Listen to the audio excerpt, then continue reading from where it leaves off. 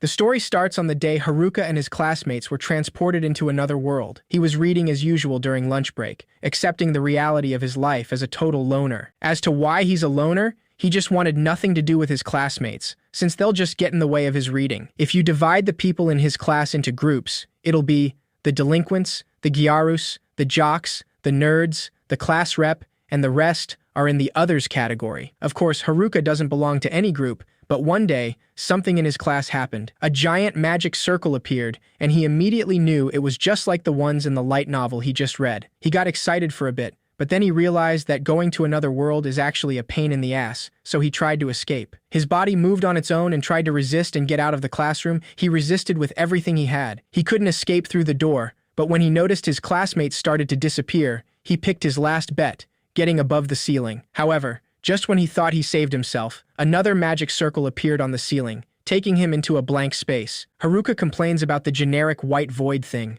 wondering if there shouldn't be an overweight king or a pretty princess beyond the reach of any nerd. There's nothing like that there, but he does notice a lonely old guy, as lonely as he is. The old man runs towards him, seemingly panicking, asking him why he's still there, since the others have already left. Haruka assumes that the old man is kind of the god of another world, and he told him the rest of his classmates were already transported, so he was left behind. He now has to get ready to get transported, and he has to pick his status and skills for another world. Normally, each person gets 50 points and uses them to pick skills and magic, but apparently, it's the first time the old guy summoned 43 people, so all the cheat skills have been taken, leaving only worthless skills. Haruka still tries to take a look at the remaining skills, but he can only complain to see how useless they are. They go from cane to corporate proactiveness, which makes him wonder if he'll fight monsters with a stick or if he'll be an office worker in another world. Seeing all the leftover skills, Haruka confronts the old man, asking him what he's going to do about this, since he can't even get past the starting village with these. After Haruka complains and criticizes him so much, the poor old man snaps, saying that, in that case, he'll grant him all the remaining skills. Just like that,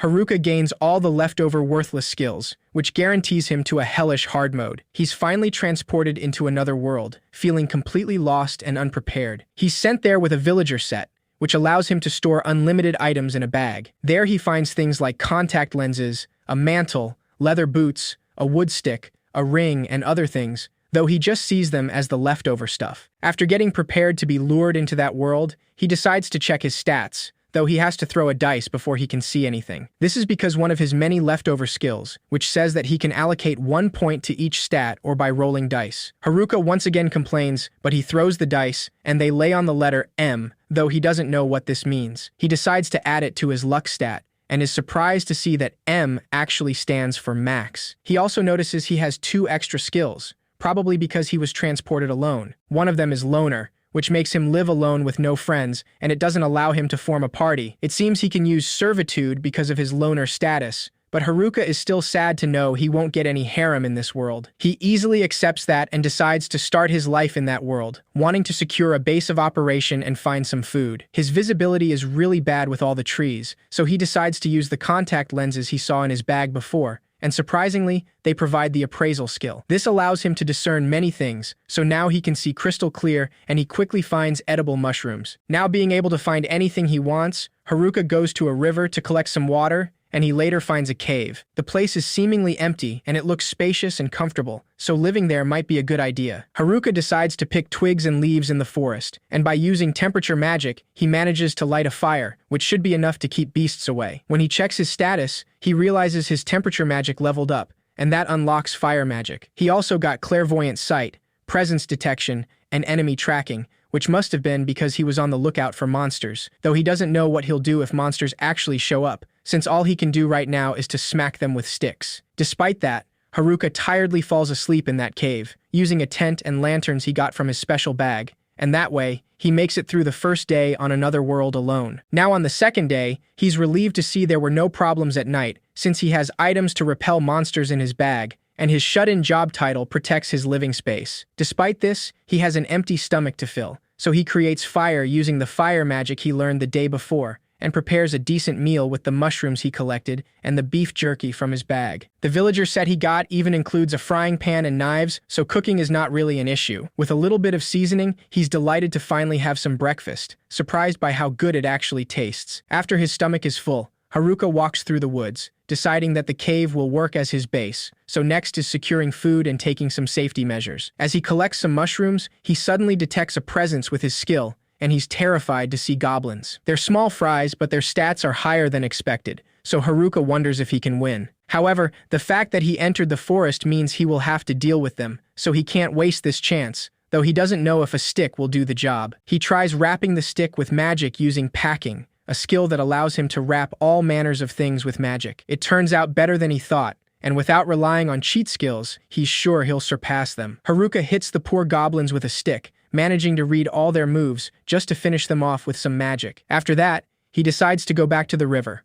washing his face as he thinks about the fact that he survived his first battle, even if they were just two small goblins. He knows there is a lot to reflect on, but he admits he moved a lot, so to him, that is good enough. With that in mind, he heads back towards the cave, feeling like he's actually more exhausted mentally rather than physically. Once again, he lights a fire and cooks some mushrooms, since that is all he has for now, though he doesn't complain. Haruka got a wooden club from one of the goblins he defeated earlier. It's heavy, and the range is really short, so he can't really use it. Even his wooden stick is better, so that will be good enough for now. He decides to check his status once again, and cheers when he discovers he leveled up. And even his stats are more than doubled now. His cane mastery also leveled up as well, even though all he did was just whack things with his wooden stick. He notices his sensitivity skill also went up, which is kind of strange, since the goblins didn't capture him or did questionable things he would only read in a light novel. He also got magic infusion, and that is probably because he enchanted his stick with magic. His calisthenics went up as well, even though he's only been in that world for a day. On the third day, as expected, Haruka is already getting sick of eating only mushrooms. He would love to eat meat, but if he said that, the class rep would definitely get mad at him, saying that extravagance is bad for him. With that in mind, Haruka finishes his plate of mushrooms, now ready to enhance himself, using Magic Infusion Level 1. That skill cloaks the body with magic and enhances them, empowering physical and magic defense. As for the effects of that magic infusion that he got the day before, he can now get a complete package of body enhancements plus physical and magical defense. After doing that, Haruka notices his appraisal skill also went up to level 2, but he can now see question marks on the names of the things, so he wonders if the skill just got downgraded. Unable to understand and not wanting to think about it, he decides to exit the cave, convincing himself that it is time to head out already. Haruka walks into the woods one more time, this time wanting to properly practice some magic for the very first time. As he walks through the forest, he gets excited to find food, though it is only more mushroom once again, but he still claims that the forest has already blessed him. After thinking about it for a moment, he changes his mind and throws the mushroom away, realizing how sick of it he already is. Completely desperate, he starts searching for something else to eat in his surroundings, wondering why meat doesn't just grow out of trees in this world. Haruka searches desperately through the forest until he remembers he is actually there to practice his magic, and he scolds himself for getting distracted so easily at the sight of simple mushrooms. Getting himself together, he decides to use Magic Infusion, wrapping his whole body in magic. With that,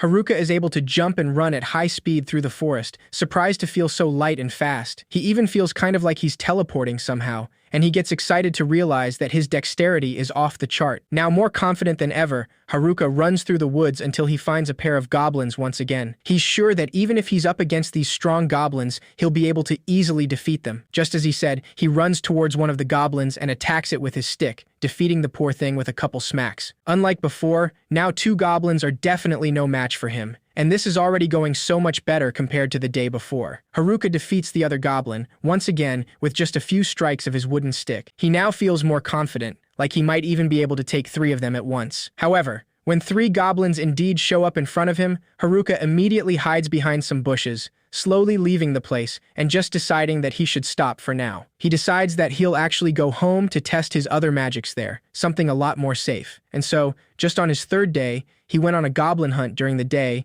and then at night, he studied magic, or DIY to be exact. He had to go through a lot of trial and error for that one. And then, on day 5, Haruka finally succeeded in defeating a goblin in a single strike and decorated his base with some fancy stuff he proudly made himself. His life in this world is finally starting to go well, and with that taken care of, he decides to go hunting, trying to find some food besides mushrooms. At night, he chases a small bunny, desperate for some meat after so long just eating mushrooms. After a while, he finally catches the poor bunny, but he immediately senses a presence, and he knows it isn't goblins. Of all people, he's not pleased to see the delinquents from his class, so he tries to escape, not wanting to get involved with them. However, he senses someone else in the other direction, so he uses clairvoyant sight and now sees the Gyaris, the jocks, and even the nerds. Once he sees the class rep, Haruka lets the bunny go and realizes that this world is harsh, and it would be better if he had some friends. He's known her since the first year of grade school, so he should at least say hi. But then again,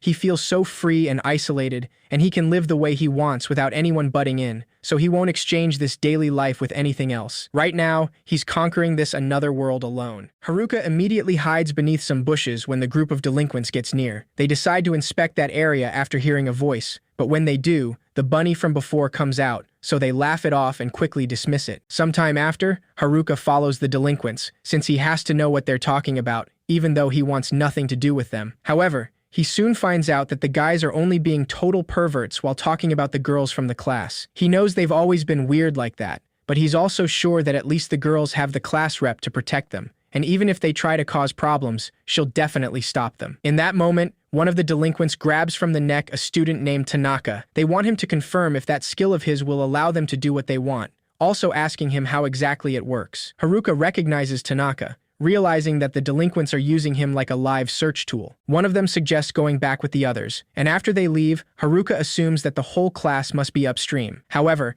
he still believes that being a loner is the way to go, so Haruka starts walking in an entirely different direction. Once he gets home, he's shocked to see his loner skill just leveled up, and that probably because he avoided his classmates before. If Neat had leveled up too after all that hard work, he would have broken down right there, which makes him think that these titles really wreck his self-confidence. Though he's still only at level 3 himself, and that's probably because of these Master of None and Dummy skills. He knew they'd be hard to level up, but he's not sure what they even do. Master of None likely means he can't stay focused on any one thing long enough to hit it big, but it does let him handle most things pretty well. He wonders if Dummy makes him some kind of puppet, or if it's dummy as in useless idiot. That makes him think that this skill is bad, and probably the worst. On day 7, Haruka wakes up past midnight, complaining about all the noise he hears outside. He decides to go out in the forest to see what's going on, and laughs a little when he sees the nerds fighting some goblins. Haruka wonders if he should help, but decides to use appraisal on them, and realizes that they don't need help at all, since they've got way better classes than him. He wonders why he's the only Neat here,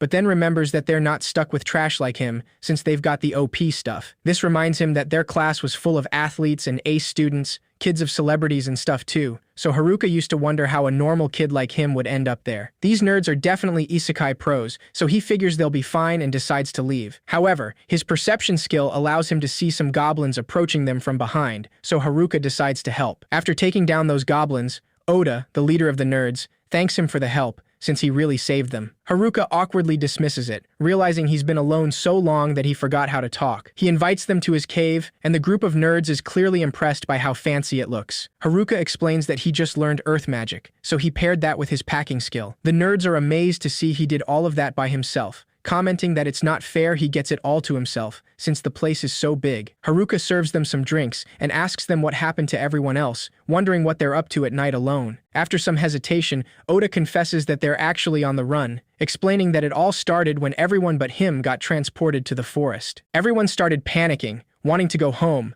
but the nerds were the only ones that remained calm, feeling confident with their stats and the information they know thanks to light novels. The delinquents immediately threatened them, wanting them to tell them all they knew. In the meantime, the class rep simply looked around with curiosity and then tried to reassure everyone, trying to make them calm down. However, a pack of goblins suddenly showed up behind her, and this made her freeze in fear. All the girls started crying, and even the delinquents were panicking. However, the nerds were all calmed and collected, since goblins are a piece of cake to them. When they easily took down some goblins, the jocks took some courage to fight along, managing to make a brave stand. The monsters were defeated, so the class rep quickly told everyone to move somewhere safer with more visibility. With her wits back, the class rep led everyone to a safe riverside clearing, and the nerds used their isekai and survival knowledge to help everyone set up camp. The class rep organized things and put everyone to work, and with that, they all came together and worked as one. Or so it seemed. The Gyaris decided that they didn't want to do any work, so they counted themselves out and left the group. Everyone else saw that, and the class rep couldn't do anything when the others also counted themselves out, wanting to leave all the work to the nerds. The class rep couldn't stop anyone, and just like that, the whole class fell apart. From that point on, only the class rep, the nerds, and a few other students did any work, while everyone else only complained about their boredom while doing absolutely nothing. Meanwhile, the nerds worked way too much, and they were stuck handling monsters too. It was rough, but they were set on leveling up after all.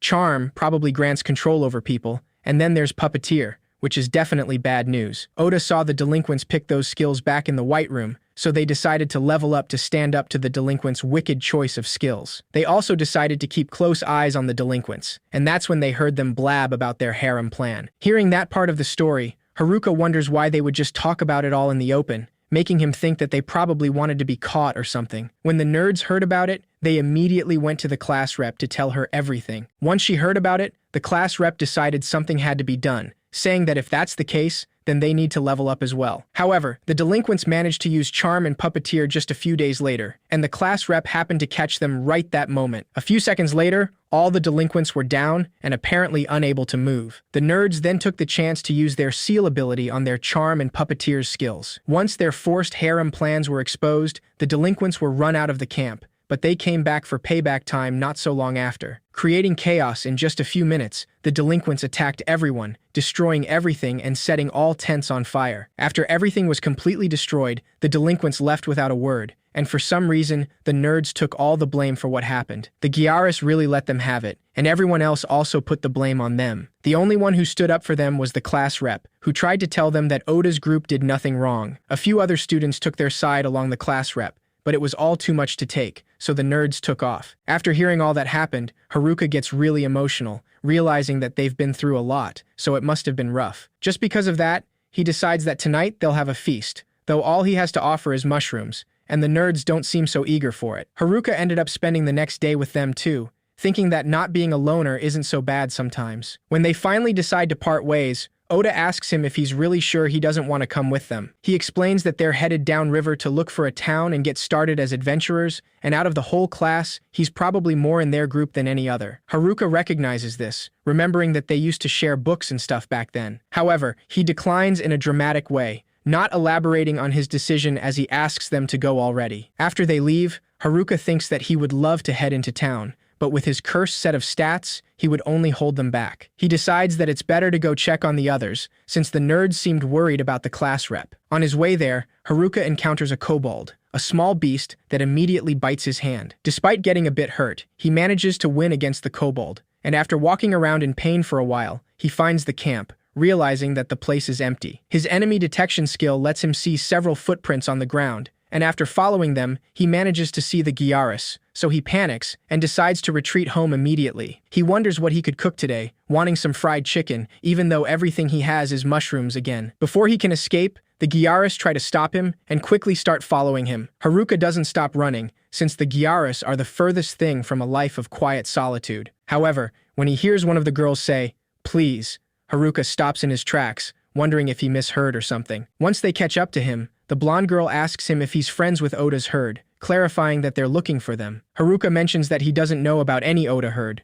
but he does know some otaku nerds. The girl shouts that it's the same thing, and Haruka asks them why they're looking for the nerds in the first place, since they probably only want to put them to work again. To his surprise, the blondie explains that they just want to apologize, which actually manages to leave Haruka speechless. The other Gyaris explain that they totally see what they did now, and they realize that they're only alive thanks to the nerds. Still completely taken aback, Haruka recognizes that they seem serious, which is surprising, since you'd never find them apologizing back in the real world. Yet, he tells the girls that they'll never catch up to them, wanting to know if they can even make it out of these woods or fight monsters. Seeing their hesitation, Haruka asks them if they're going to go find their saviors and apologize, or if they're going to give up. Haruka demands an answer, knowing deep down that he's being harsh, but he knows that he'd be doing the nerds a disservice if he didn't check if the girls really mean it. Surprisingly enough, when Haruka looks back up at the girls, they're completely bawling her eyes out, saying that they just want to apologize. It's at that moment he realizes he messed up, since the next thing that happens is that the Gyaris ask him to teach them all they need to know to survive until they find the nerds. Completely taken aback,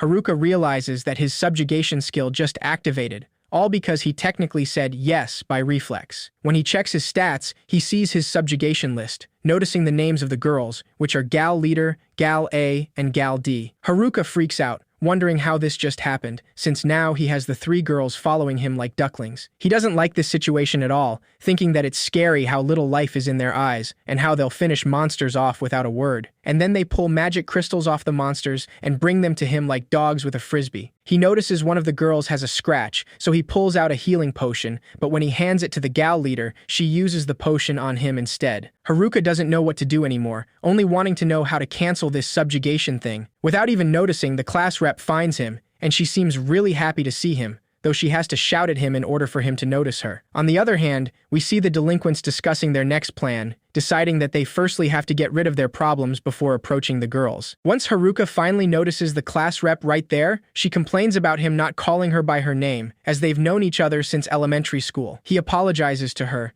and soon, all the girls from class catch up to them, so he realizes that everyone but the gal group stuck together. The class rep asks him what's wrong with Shimazaki, the leader of the Gyarus and the others, since something seems off with them. Haruka doesn't know how to answer that, and even he wants to know why subjugation activated back then. Once he explains what happened, the class rep obviously freaks out, asking him why he did something like that, since subjugation is something that's supposed to be used on monsters. He says that it just sort of happened, but this only makes him sound more suspicious, so all the girls stare at him with an ice-cold glare, not believing a thing. Not being able to explain anything, he decides to simply leave. But the class rep doesn't allow this. She shakes Shimazaki back to her senses and is relieved to see she's okay and out of her trance. The class rep orders Haruka to sit still as she explains all that happened to the Gyarus, and also listens to their side of the story. He's left alone again, like always, so he decides to practice expanding his house in the meantime. Haruka wonders if he can build a basement, so he starts using his magic right there. After a lot of concentration though, he ends up buried in the ground, so the class rep scolds him once again. He explains that he got bored while waiting, so she asks him if he's a cat who likes tight spaces or something. The class rep easily gets him out of the ground, explaining that Shimazaki told her all that happened, and she said that he came to help them and all of them. Haruka doesn't remember saying anything like that at all, but in a matter of seconds, he has all the girls thanking him, so he asks if he can finally head back home. The girls quickly object, clearly upset, since he's supposed to help them right now. On the other hand, the class rep just wonders what he means by going back home, wanting to know where he's heading. Haruka explains that he has a house, and the class rep asks him why he has a house here, wondering if he was born in this world or something. He just says that he had time on his hands, so he just built one in his spare time. The girls quickly gather around in a circle, discussing the situation and leaving him out once again. The class rep asks him how many people he can fit in his house, and Haruka mentions that maybe 240 or so, and more if they move the furniture out, and if they add in the kitchen, restroom, and bath, maybe even more. The girls are surprised to hear he even has furniture, and even more shocked to hear about all the other places. The class rep asks him what kind of mansion he's living in alone, saying that they've been living survival style out there. Haruka is also working on a guest room, but he decides that it's better not to mention that right now. Being encouraged by the girls, the class rep gathers the courage to ask him to let them stay at his place,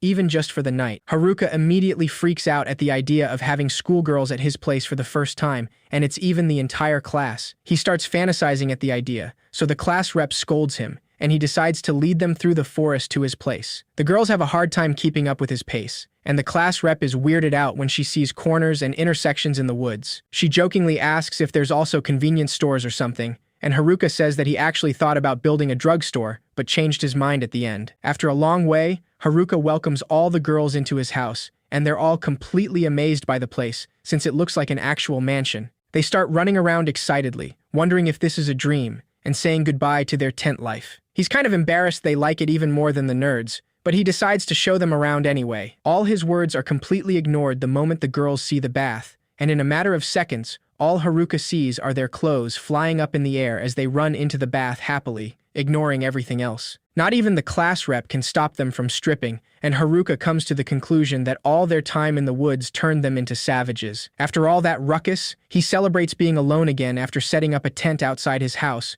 which allows him to enjoy his peace and quiet. He knows only a loner could enjoy such a thing, but there's no way he could stay with a whole herd of schoolgirls. Haruka is startled to see the class rep staring at him right then, but she just thanks him for saving them. After the boys left, they've been all worried, so it's nice to feel at ease again finally. A fancy room, food, and a bath has everyone in high spirits once again, and they were able to bounce back. The class rep is sad she couldn't do anything for them, but Haruka assures her she's done a lot. He explains that she doesn't have to do what Oda did, since the nerds were practically raised for the day they got transported here. She can't go making comparisons, and she doesn't have to judge herself against guys born for this, since they're the weird ones. At the end, the class rep smiles, feeling grateful for his words, though she also mentions that if he has a better lifestyle than the nerds, then he's even weirder than them. That night, Haruka is barely able to sleep, since he couldn't stop thinking about all the schoolgirls staying in his house. The next day, a sweet girl he doesn't even know wakes him up in an unusual way, getting on top of him to tell him that breakfast is ready. Trying to ignore the fact she's literally on him, Haruka looks away and asks, "What's for breakfast?"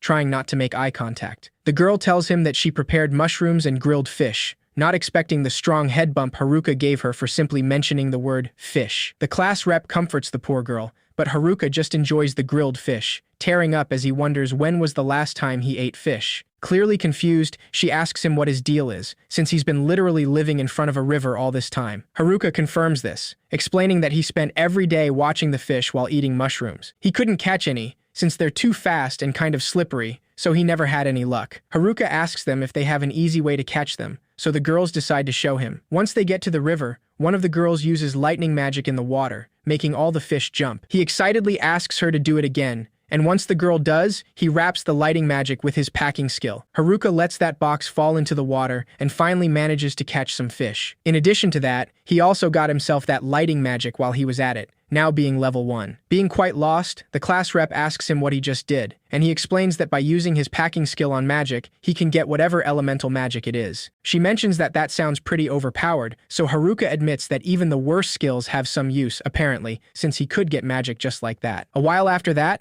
Haruka is sitting by the river next to the class rep as some of the girls play in the water. He asks her if they've decided what they're going to do, and the class rep says that they haven't really come to an agreement, but they're thinking of heading to town. Haruka remembers that the Gyarus did say they were going to hunt down the nerds, but Shimazaki appears out of nowhere to clarify they just want to thank them and apologize. The class rep calms her down, and then mentions to Haruka that she was thinking they should level up before heading for town. He agrees with that idea, since they're going to need a few more levels if they want to hunt down the nerds. Once again, Shimazaki protests, but Haruka ignores her and smiles, saying that he'll help out if they want to level up. The class rep thanks him, but she also clarifies that they won't be hunting Oda and company though. Haruka seems to be a little disappointed, saying that he wanted to see the clash between the nerds and the Gyarus with their OP skills. Still, sometime after that, all the girls gather in front of him to start their training. Haruka mentions that, before they start leveling up, he'd like to know where everyone's at. All the girls tell him what their level is, and he's terrified to see that they are all high level,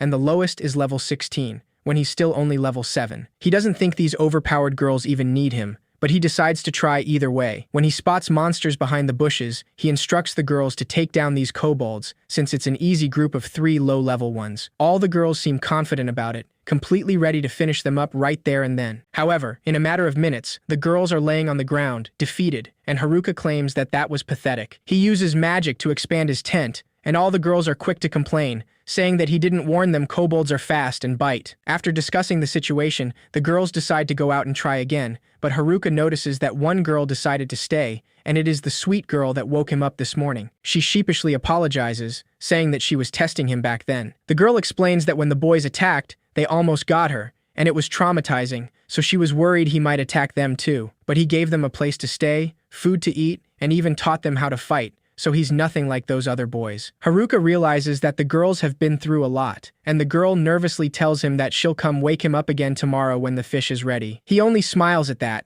deciding to call her Fish Girl, though she doesn't like that nickname very much. The next day, Haruka enjoys another delicious fish thanks to Fish Girl, and while he's eating, he overhears the girls talking about getting some payback on those kobolds, even after getting pummeled yesterday. Luckily, the class rep intervenes, saying that they need to train first, so they decide to start off with some weak goblins. The training was a little harsh on the girls, but after a lot of it, the day for payback on the kobolds finally arrived. Haruka observes them closely, noticing that the girls get kind of pissed when they notice the kobolds teasing them. He wonders if they can handle this, since there are already some girls giving up, saying that they're tired. Some of them are already down and out and sleeping, and some of the others are even faking sick to get out. Seeing all this, Haruka is clearly frustrated, saying that the class rep's training is no good at all. One of the kobolds attacks, but Fish Girl blocks him with her sword, and Shimazaki takes him down with a kick. Some of the other girls also join in and attack, and unlike last time, they finally manage to take down the 3 kobolds. The class rep cheers with them in victory, clearly happy to see the results of her training. Haruka seems relieved, saying that he was worried,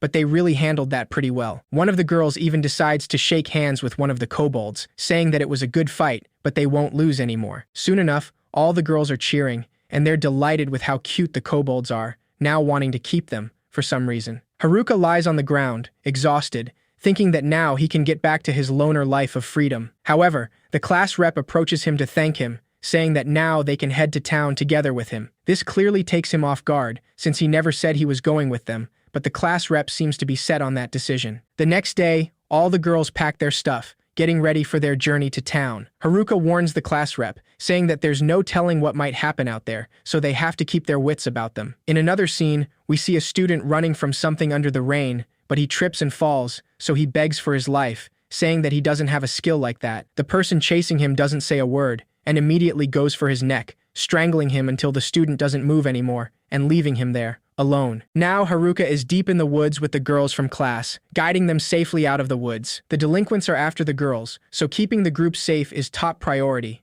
and for that they need to leave the woods as soon as possible. The group runs into a giant orc somewhere along the way, so Haruka instructs the girls to stand back, wanting them to watch and learn a thing or two about battling. Just before the monster is about to strike him, Haruka disappears, and in less than a second we see him hiding behind a tree, laughing at how sluggish that monster is. Orcs are strong against physical attacks, but the nerd said they can be beaten with enough magic. Taking that into account, Haruka searches for any good magic available on his menu. He sees Grand Magic, which is fire, earth, water, and wind, all 4 under 1 skill. Everything but fire he got from his packing skill. So once again, he thinks that even the worst skills can come in handy. His thoughts are interrupted when the orc suddenly destroys the tree he was using to hide. Haruka quickly dodges all the attacks, managing to hit the orc on the head with a stick. To his surprise, only this attack takes the orc down, so he's a little taken aback, since he thought physical attacks didn't work. The girls are apparently disappointed that he didn't use magic like he promised, so Haruka decides to go for another target, finding a different orc. He uses a simple fire magic attack,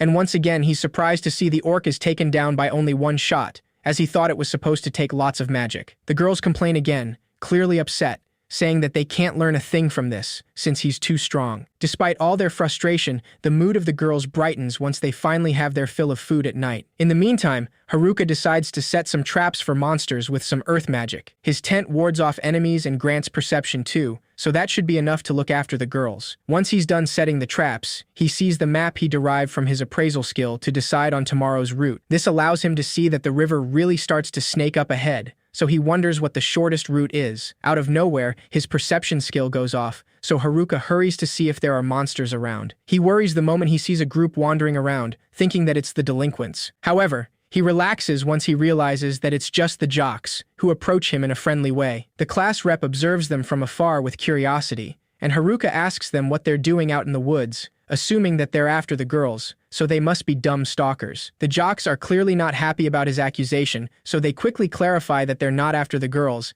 but they came here to find him. Haruka asks them why they're hiding from the girls in that case, and with a bit of hesitation, they confess that they can't trust anyone. After all, there was a skill scarier than the dudes with their puppeteer and charm skills. Haruka thinks it over for a moment, since there's only one skill he can think of that's more dangerous than those, and that skill is hijack. The jocks confirm this, saying that the delinquents made a big deal about puppeteer and charm, but never even mentioned hijack, so that must mean they don't have it. Haruka stops them right there and mentions that they're really dumb, asking them what they'd do if he was the one with that skill. A little taken aback, the jocks relax, saying that they'd be fine with it if it was him, and it would even put their mind at ease. Haruka doesn't even know what that's supposed to mean, and he clarifies that he doesn't have that skill, but he did learn subjugate. That skill sounds even worse to the jocks, but they say that if he's the one who has it, then it's no big deal, since they assume he'll be alone anyway. Kakizaki, the leader of the jocks, only advises him to watch out for that skill, saying that they're going to keep an eye on those dudes out in the woods. The next day,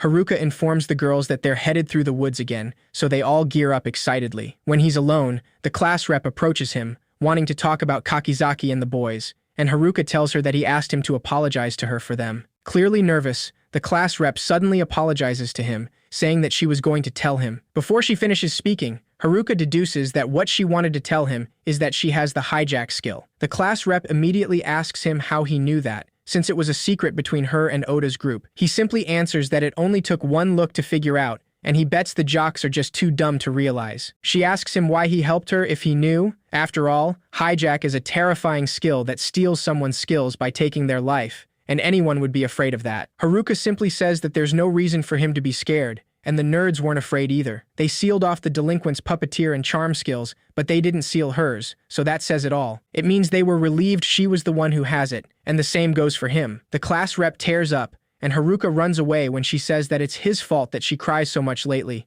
but truthfully, she's really grateful. Sometime after that, the group continues advancing through the woods, and Haruka notices they're ahead of schedule, but they'll be stuck camping again tonight. He spots a good-looking riverside and sees it as a good chance to try out something. He asks the girls to go ahead and scout or something, saying that he'll handle things here. Haruka quickly leaves the group behind, using a combination of magic that makes him faster and lighter, surprisingly allowing him to fly. Being high up in the sky, Haruka pauses for a moment to admire the view, only to realize that he's now falling. Unable to stop it, he uses magic wrap to boost his physical fitness, managing to survive the fall that way. Once he goes back with the girls, the class rep is clearly worried to see him so beaten up when he just went scouting. Haruka explains that he got launched up really high and sort of fell, but that explanation only makes her freak out even more. She scolds him for not communicating anything, but Haruka thinks that when you're normally a loner with no company, you don't communicate at all. Despite getting scolded, thanks to Haruka's scouting, the group is able to make great progress. And after all the ups and downs, they finally make it out of the woods. The girls cheer excitedly, since the town isn't far now, but Haruka stays even more alert now that they're out in the open. The hills block his view, so he decides to take a look into the skills on his menu, noticing a new one named Airwalk, something he probably derived from his walking skill. He decides to try it out, so the class rep freaks out once she suddenly sees him casually walking on air. Haruka asks her to give him a minute, saying that he wants to make sure things are safe out there. He focuses on the area, noticing that things look peaceful, and for the first time, he manages to see their first Isekai natives, real villagers. However, they're being attacked by monsters, so Haruka quickly comes down to inform the class rep. She immediately gets worried, saying that they have to help. But Haruka can't help but think the fact that they're getting attacked by monsters doesn't mean they're good people. He realizes that the girls are too trusting, and seeing their eagerness to help, he tells them that they won't make it in time even if they run. Haruka asks them what they'll do if they're actually bandits, saying that he wouldn't take the risk. Before he leaves, the class rep stops him, saying that if they're bad guys and hurt them, then she will fight, but if they aren't, then she wants to help them. Haruka smiles, since he figured she'd say that, so he tells her that he'll go. Seeing her surprise, he clarifies that's the whole reason he's here in the first place. The girls stare at him with surprise as he prepares to leave, and Haruka knows that he can't run there in time. The magic wrap and weight magic he used yesterday won't even cut it, so it's time to try something new. He prepares himself, deciding that he'll use magic wrap to boost his physical fitness again, and he will use weight magic to make himself lighter. And then, he will use his grand magic to make some wind and fly on it. As he does this, Haruka manages to create a strong whirlwind around him, and then he uses Airwalk to propel himself in the air. He gets excited to see how fast he's going, saying that something like this could take him anywhere. Despite how well everything seems to be going, his excitement quickly turns into worry once he suddenly notices that the class rep is literally clinging to his clothes in the air. Clearly panicked, he asks her what she's doing, and the poor girl explains that she got caught in his wind magic. Before being able to say anything else, the class rep warns him to look ahead and immediately stop. Apparently resigned, Haruka simply says that humans aren't built to stop that fast. The class rep freaks out even more, and before they know it, they crash into the ground, leaving the villagers highly confused. Their crash was so strong they somehow managed to beat up all the monsters, and Haruka asks them if they're okay. The class rep is completely out unconscious, and while she sleeps, the villagers thank Haruka for saving them. The leader of the party introduces himself as Ofter, and his comrade's name is Gatek. Haruka is surprised to see he can understand people here, despite being in an isekai. He asks them why they were getting attacked, and Ofter explains that merchants have been getting assaulted, so the Adventurers Guild put out an extermination request. They thought it would be some easy cash, but in the end, they would have ended up dead if it weren't for Haruka. Ofter instructs his party to gather up everything that's left, and they all wonder how they're going to pay their tabs now. Haruka simply looks around, knowing that there's not much to do until girls get there, and the class rep's still out. He approaches the adventurers and offers some grilled mushrooms, since they're probably pretty worn out, even if they aren't hurt. Gatek accepts the food, clearly pleased at the taste,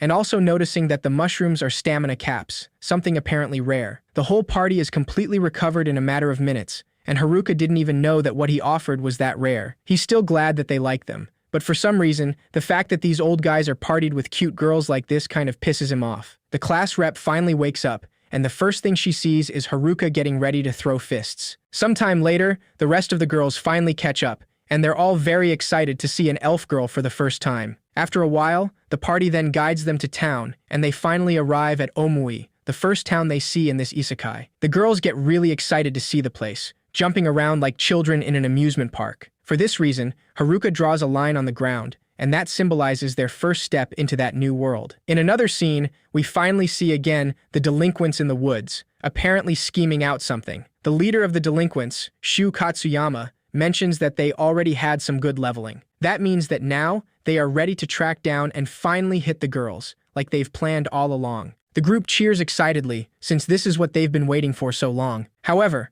one of the guys mentions that if they're going to attack the girls, they should get their charm and puppeteer skills unsealed. Only someone with a seal skill can unseal them, so that means that they have to find the nerds first before finally making their move. Now in the town of Omui, the girls are excited to see how fun and alive the place is. Haruka thinks that it's not really a place for a loner like him, but he's glad he managed to take the girls from class safely to town, since that should be the last they'll need of him. The girls are getting a bit too excited about the place, visiting several stores and even wondering if the buildings are edible. The class rep is having a hard time looking over them, so she tries to ask Haruka for help, but he's too busy relaxing in town. She scolds him because of that, and decides to use a whistle to get the girls in line, having them all well trained. Once everyone's gathered, the class rep informs them that they'll head to the Adventurers Guild, where they'll sell off everything they've gathered so far. After that, they'll register with the Adventurers Guild and head to an inn to finally take a proper rest, and they can also ask around about Oda and the others while they're at it. Shimazaki stops her right there after hearing that last bit, asking her if she sees them as just some side errand or something. Haruka teases her, saying that she's probably worried sick about them, but Shimazaki quickly denies it. Once they finally arrive at the Adventurers Guild, Haruka is seemingly terrified with the hostile environment of the place. Before he can regret any decision, one of the adventurers informs him that the boss wants to see him. Haruka tells the class rep to go ahead and get registered with the other girls while he sees what's going on. He nervously walks into the place, noticing that everyone there looks like bad news. When he's finally in front of the guild boss, the man approaches him with an intimidating gaze, but cheerfully shakes his hands as he thanks him for saving Ofter's party. Haruka is clearly taken aback, but deeply relieved as well, since he thought he was in trouble. After that, he decides to sell his magic crystals, and the girl behind the counter explains that they'll appraise the crystals and inform him of their worth. Haruka puts all the crystals on the counter, startling the girl with the huge amount of them. She nervously asks him to wait until tomorrow, since they can't appraise so many crystals. The class rep approaches him after that, telling him that all the girls are all registered as adventurers. It was easy, since they all leveled up a bunch on the way and had overpowered skills from the White Room from the start. Shimazaki quickly pushes him to go register as well, saying that it's now his turn. Haruka is excited to be an adventurer, as he will finally leave his life as a NEET. The class rep looks at him go, telling Ofter that Haruka is going to be an incredible adventurer. After all, none of them would be here today if it weren't for him. Despite all of their hopes, the guild girl apologizes to Haruka, explaining that he has to be at least level 10 in order to register. Haruka immediately falls on his knees, knowing that he's currently level 9, so he asks her if she can make an exception. The girl quickly denies it, explaining that adventurers have to be at least level 10, and they must also be in a party. If he's going solo, he'll be considered a beginner at level 20, and only earn any credibility once he's reached level 30. Haruka feels dejected, knowing that level 20 is too far away, and his loner skill means he can't even form a party, so he's stuck as a NEET forever. Seeing that, the class rep makes a quick decision, saying that if Haruka is down and out, then it's her responsibility to see everyone safe to their lodging. At night, they all get to an inn, since the guild made arrangements there for them. Haruka is taken aback by the appearance of the place, asking if they're at a love hotel, though the class rep quickly denies it and scolds him. The place is pretty normal inside, so they all are able to rest, but Haruka still misses the woods. The next day, they all enjoy sharing a meal together, and the class rep is happy to tell the girls that this town is supposed to be pretty safe, and she's heard there are lots of shops as well. Haruka is glad, thinking that the girls should be fine here in town, so once he gets paid for his crystals, he might head back to the woods. When he goes to the Adventurers Guild, the girl from before deeply apologizes, giving him a bag of money as she says that it is all they have. Haruka tries to calm her down, clarifying that he's not trying to rob her or anything. The guild boss also apologizes, explaining that they aren't done working through the haul he brought in, and they don't have enough cash on hand either. He asks him what he thinks about payments in installments, and Haruka easily agrees, so the guild girl cheers. The boss then gives him the bag of money, saying that there's 8 million ere in there, since that's all they can do for now. Haruka and the class rep try to process that for a bit, thinking that if money's supposed to be worth about the same as it was back in their world, that means they're rich. The guild girl decides to explain the current market, saying that in Haruka's case, he brought enough F-rank ones to earn 8 million, and that also includes payment for defeating the Green Wolves. Haruka thinks that this should be enough to do some shopping before heading back to the woods. Hearing that, Gatek tells him that he knows a certain place he thinks he'd like, so he'll take him there as a thanks. Haruka immediately thinks about a place with cute girls, so he starts walking as he fantasizes about it. However, Gatek simply takes him to a little-known weapon shop, a place that collects specialty articles from dungeons, the perfect shop for less ordinary sorts like himself. A little disappointed, Haruka still decides to try on various garments, like an invisibility cloak, a power glove, and other things. His attention is quickly picked up as he sees a 7 necklace,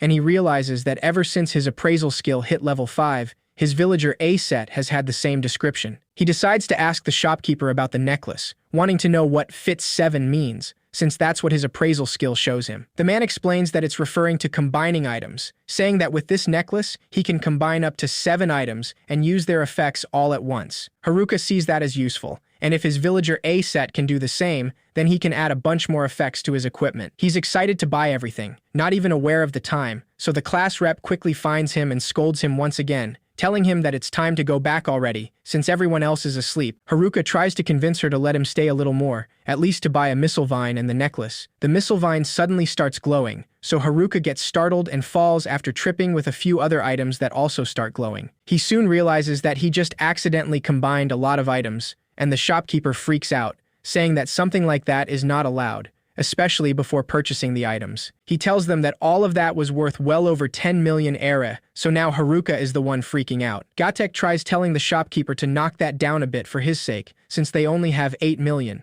Haruka has no other choice than to apologize, accepting the fact he won't be able to do any more shopping. The next day, he's in his room sulking and out of cash, despite all the things he wanted to get. They managed to talk the shopkeeper down to 8 million, but that left them broke. He'd love to go out and earn more crystals, but outsiders aren't allowed out of town unless they become adventurers and get a permit. And even if he tries to sneak out with the girls, he's sure he'd get stopped because the class rep doesn't trust him anymore. He realizes that he's not built for a life in life, so he has to get back to the woods. His regular old villager A cape is now combined with an invisibility cloak, so even the class rep won't be able to spot him like this. He feels bad for leaving without saying anything, but the class rep would definitely stop him if he did. Haruka swiftly sneaks out of the guild, but just as he's about to hop over the walls, some of the girls spot him, asking him what he's doing. That distraction makes him lose focus, so he accidentally trips and falls, seeing the volleyball girls A and B and gymnast girl surrounding them. These girls are like the elite 4 of the girl jocks, but he notices one of them is missing. He spots the last one of the group, Nagisa, looking at some clothes in a shop nearby. She's the naturist girl who looks ready to strip any second now and makes everyone panic. The group quickly runs towards her to stop her,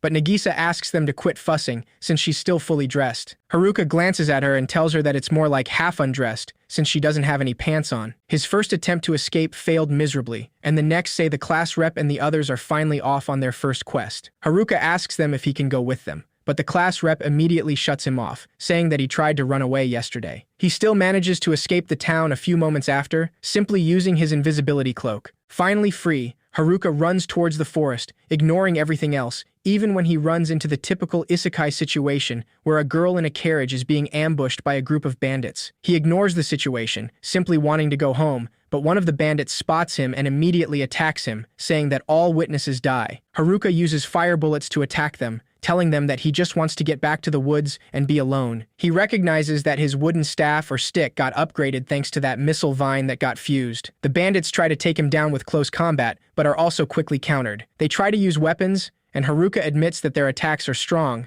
but he still easily dodges everything. At the end, he doesn't even have to do anything, since the bandits run out of breath and pass out on their own. Their weapon skills were scary, but these guys themselves are still pretty weak. Without wanting to, Haruka ends up saving the girl, who comes out of the carriage to offer her gratitude, introducing herself as Marielle, saying that she comes from a noble family. However, Haruka actually barely did anything, so she doesn't exactly know what to say or what to thank him for. After all, he tried to ignore and abandon her at first, so perhaps thanking him is not appropriate.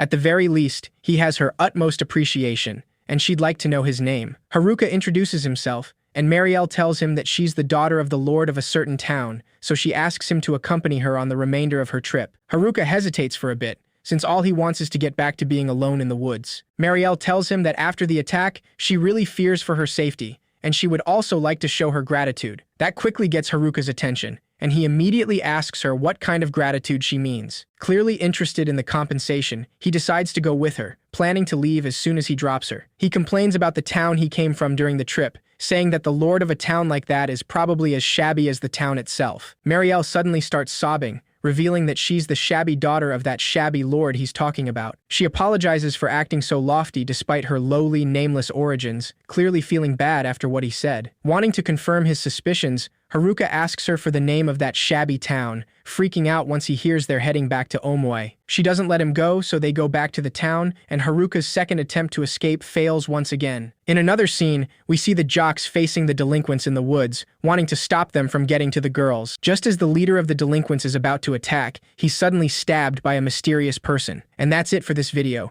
If you liked it, then subscribe to support the channel. Comment the word Mistlevine to prove that you stayed till the end, since not a lot of people do.